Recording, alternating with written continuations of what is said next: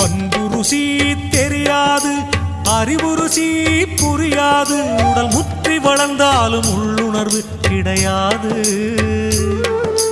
அன்பு ருசி தெரியாது, அறிவு ருசி புரியாது, உடல் முற்றி வளர்ந்தாலும் உள்ளுணர்வு கிடையாது.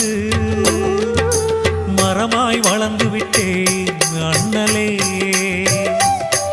என்னை மனிதனாக மாற்று ஞான வள்ளலே.